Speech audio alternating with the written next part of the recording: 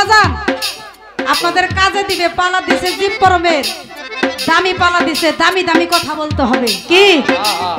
জীবন ভরে তো YouTube channel খুললেই শিরিন দেওয়ান, মিরাজ দেওয়ান, অমুক শিল্পী তমুক শিল্পী এগুলার গানের অভাব নাই, কিন্তু বাস্তবে কেন আনেন কিছু জানা কথা ভুলে গেছে, এইগুলা জানি আমার শুনলে পরে তাজা। সত্য কথা, সত্য। এই কারণে আমাদেরকে নিয়ে আসেন, কি কথা ঠিক কিনা বাজান বলে। আপনারা তো জানেন বারবার বলে গান গান বেশি করে আপনারা গাইবেন, আমি বেশি বেশি করে যেন গান শোনাইতে পারি।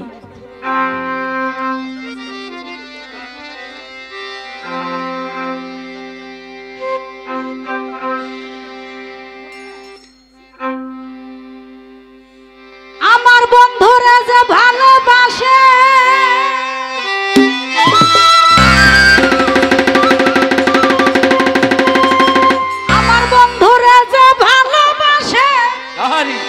তার দোষ থাকে না আগে পিছে,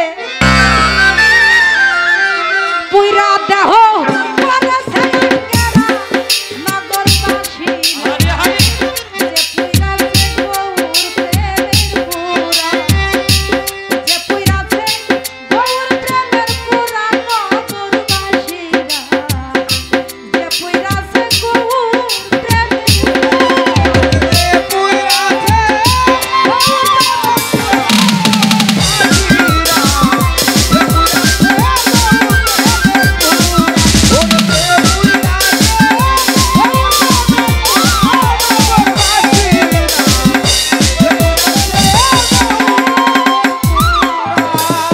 গৌর প্রেমের এমনি ধারা প্রাণ থাকিতে জিন্দা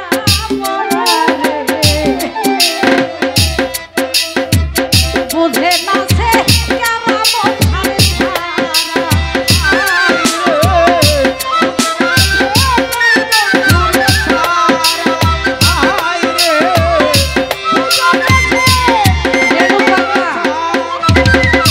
যার বয়স 111 বছর,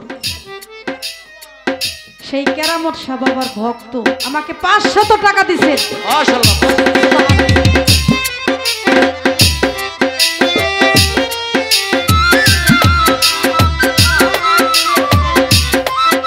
আর বাহরাইন থেকে আমার আরেক আশেকান জামাল আহমেদ, বাহরাইন থেকে, সেই বাহরাইন প্রবাসী আমাকে আরো 500 টাকা দিয়েছেন, অনেক অনেক ধন্যবাদ জানাই তাকে।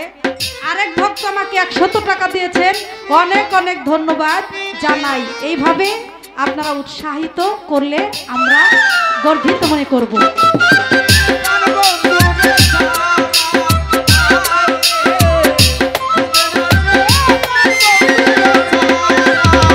ওই বাহরাইন প্রবাসী আপনাদেরকেও আবার 500 দিছে। আরে শেষ। ধন্যবাদ ধন্যবাদ। গৌর প্রেমের এমনি ধারায় প্রাণ থাকিতে জিন্দা বুঝে না সে প্রাণ বন্ধুর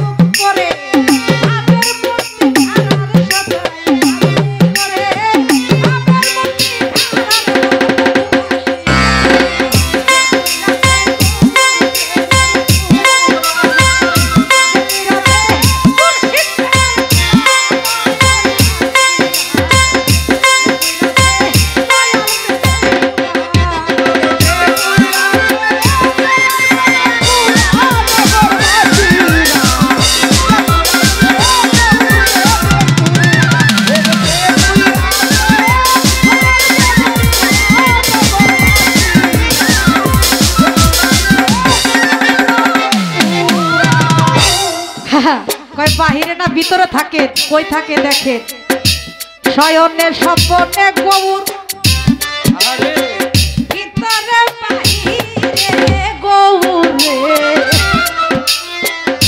আরে বাজা বাহিরে ভিতরে গৌর শয়নের স্বপ্নে গৌর রে আরে বুঝে না তার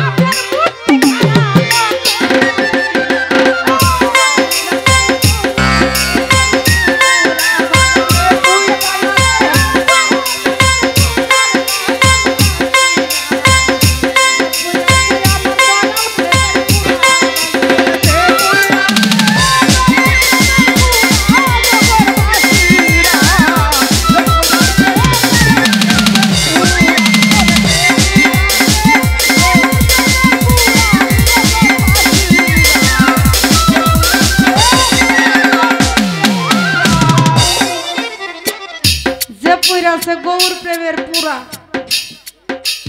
আমার আল্লাহ মানুষে বাঁচায় না বাঁচা পয়গম্বরের পর দৃষ্টি আছে না না আছে একটা কথা মনে পড়ে গেছে কথাটা কি বলবো বাজান আপনাদের কাজে দিবে পালা দিছে জীব পরমের দামি পালা দিছে দামি দামি কথা বলতে হবে কি জীবন ভরে তো ইউটিউব চ্যানেল খুললেই শিরিন দেওয়ান মিরাজ দেওয়ান অমুক শিল্পী তমুক শিল্পী এগুলার গানের অভাব নাই কিন্তু বাস্তবে কেন আনেন কিছু জানা কথা ভুলে গেছে এইগুলা জানি আমার শুনলে পরে তাজা সত্য কথা সত্য এই কারণে আমাদেরকে নিয়ে আসেন কি কথা ঠিক কিনা বাজান বলেন আপনারা তো জানেন ইব্রাহিম নবীর একটা প্রখ্যাত মজেজা ছিল ইব্রাহিম নবী উনি খালি ওনার পিতা আজরকে বলতো আপনি আল্লাহর ইবাদত করেন আপনি আল্লাহর ইবাদত করেন আল্লাহ ছাড়া কোনো মাবুদ নাই আর তার পিতা বলতো তোর আল্লাহর ইবাদত করব তোর আল্লাহকে তোর আল্লাহর ইবাদত করার আমার কোনো দরকার নাই তোর আল্লাহরে আমার বোঝার দরকার নাই আমি যারে ভজি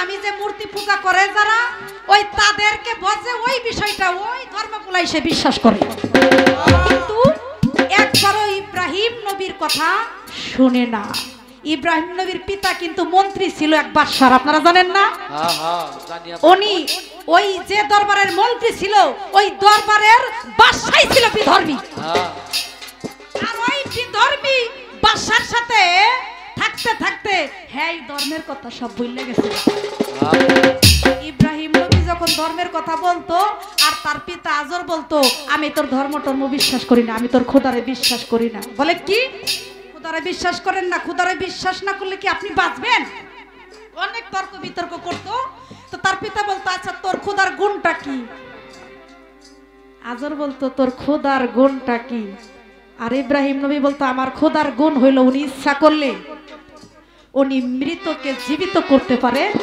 জীবিতকে মৃত করতে পারে এই কথা শোনার সাথে সাথে আজর দৌড়ে চলে গেছে তার বাদশার কাছে যায়া বলে বাদশা তার আল্লাহ বলে মৃতকে জীবিত করতে পারে জীবিতকে মৃত করতে পারে এইগুলি বলে আল্লাহ পারে আর এই কথা শুনে বাদশা কয় কি আমি হইল আল্লাহ আমারও সবাই মানে আমার ধর্ম সবার মানতে হবে এত ক্ষমতার জোর তার এই বিশ্বের মধ্যে সে যত যুদ্ধ করছে মানে উনি একবার যেখানে যুদ্ধ করতো ওই এলাকার বাইরে যত এলাকা আছে সমস্ত এলাকার মানুষ আইসা তার কাছে নত হইতো সে এত পাওয়ারফুল বাদশা ছিল ওই বাদশা বলে যে কি এত বড় কথা জীবিতকে মৃত করে মৃতকে জীবিত করতে পারে আমি ওইটা পারি ডাক দিয়া দুইজন সৈনিক আইনা সাথে সাথে যাব সাথে সাথে জব করছে। হ্যাঁ হ্যাঁ জব কইরা বলে এই দেখ জীবিত রে দেখ মৃত করলাম, এই দেখ আমি পারি, জীবিতকে দেখ আমি মৃত করতে পারি। এই কথা বলার পর ইব্রাহিম নবী যাইয়া বলতেছে আচ্ছা আপনি জীবিতকে আপনার ছুরির দ্বারে জবাই করলেন, এইটা ঠিক আছে, আপনি জীবিতকে আপনি মৃত করলেন, আপনি যদি এই মৃতকে আবার জীবিত করতে পারেন, কারণ জীবিতকে আপনি মৃত করলেন, মৃতকে যদি জীবিত করতে পারেন তাহলে বুঝবো যে আপনি ঠিক আছেন। এটা তো সম্ভব না, মৃতকে কিভাবে জীবিত করব, কারণ হ্যাঁ তো আল্লাহওয়ালাও না, হ্যাঁ এমন কোন ধর্ম করে নাই যে তার কথা আল্লাহ শুনবে। আল্লাহর কাছে এই বিশ্বের মধ্যে দেব দেবতা কোন, ওলিয়া উলিয়া কোন, গুরু মুর্শিদ কোন, এইগুলা কি আল্লাহর নিজ দেন না উপর দেন? কি আল্লাহর উপরে কোরআনের উপরে কি হাদিস আর রাখা যায় না? তাহলে আপনারা যা কিছু বলেন ওলিয়া উলিয়ারা কিন্তু ইচ্ছে করলে মৃতকে জীবিত করতে পারে। ওলিয়া উলিয়ারা তারা আল্লাহ যদি সহায় হয়, আর ওইখানে সাধারণ বাদশা ওলা বিধর্মী, তার কি কোনো সম্ভব আছে যে মৃতকে জীবিত করবে? মৃতকে তার জীবিত করতে পারলো না, না করার কারণে ইব্রাহিম নবীর প্রতি ক্ষিপ্ত হইয়া গেল।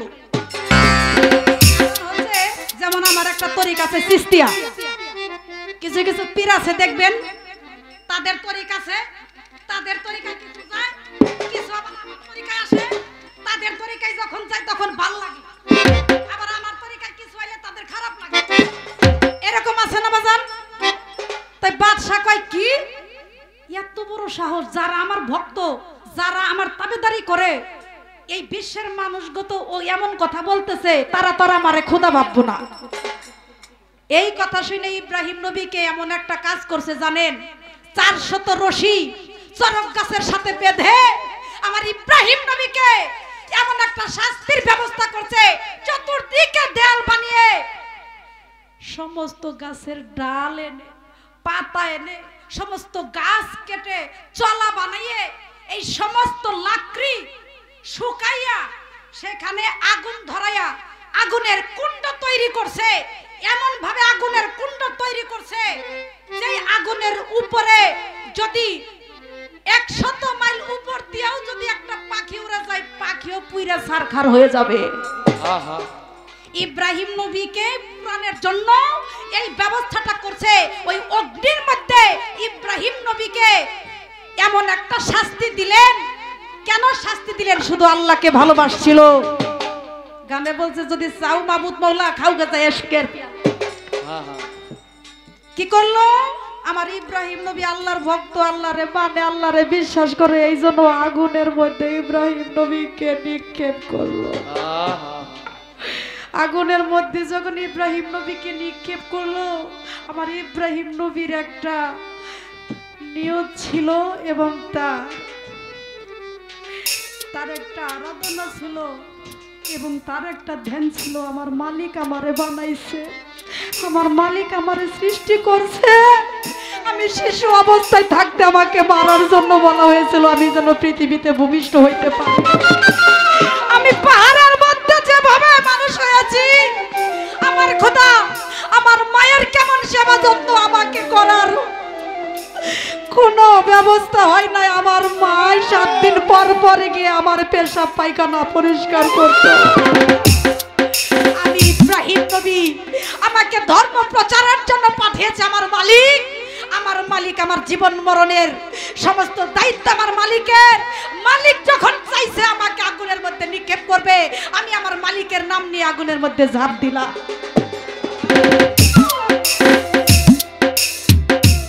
আগুনের মধ্যে ঝাঁপ দিছে আমার আল্লাহ। কয় কত বড় কথা! আমার আল্লাহ কয় আমার নামের প্রতি মহব্বত করি, আমার প্রতি ভালোবাসা মহব্বত রেখে যেই ভক্ত আমার আগুনের মধ্যে পড়ে যায়, এই আগুন তুমি কার? তোমাকে সৃষ্টি করছে কে? বলে আপনি আমাকে সৃষ্টি করেছেন। বলে আগুন আমি যদি তোমাকে সৃষ্টি করে থাকি, এই মুহূর্তে তোমাকে আদেশ করছি, হে আগুন তুমি আগুনের শক্তি থেকে বিরত থেকে তুমি পানি হয়ে যাও। সুবহানাল্লাহ, সুবহানাল্লাহ। আগুন তুমি তুমি শান্ত হয়ে যাও, পানিময় হয়ে যাও, তুমি পানির মতো ঠান্ডা হও, আমার ইব্রাহিমের গায়ে যেন একটা আসরও না লাগে। আগুনে একদম শান্ত হয়ে গেল।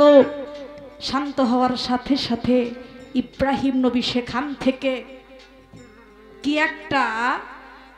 একটা নাজাত সে পেয়েছে। দেখেন, ওই আগুন যেই লাকড়ি দিয়ে, যেই গাছের ডালপালা দিয়ে যেই আগুন বানানো হয়েছিল, আমার আল্লাহর কত রহমত দেখেন, ওই ডালগুলি পুনরায় জীবিত হইল। বলেন সুবহানাল্লাহ।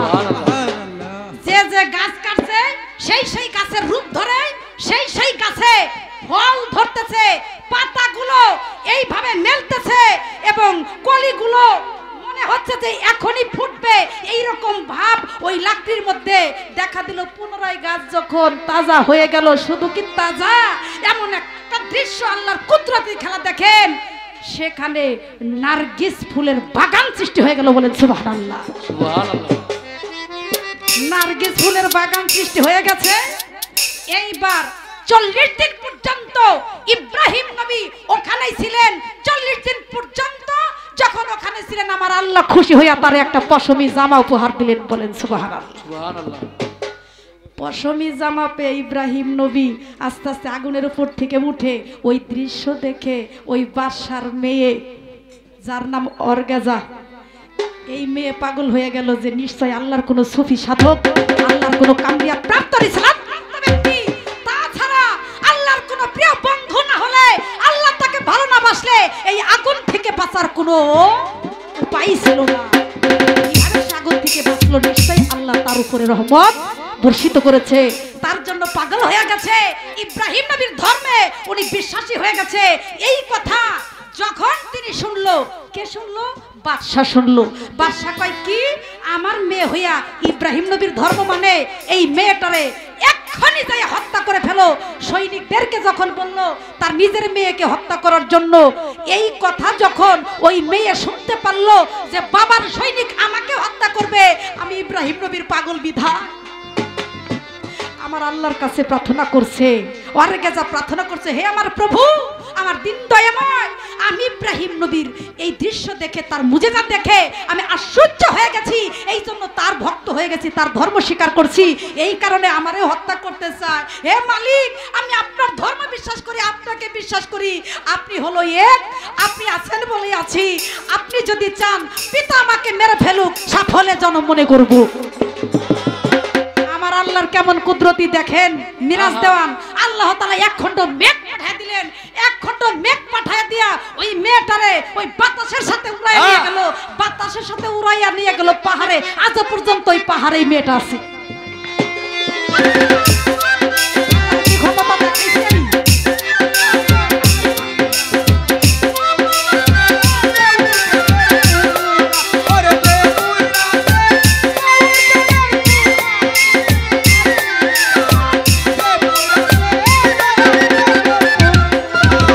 সদাই থাকে প্রেমানন্দে, তাই আসে না ভালো মন্দের। রশিদ সরকার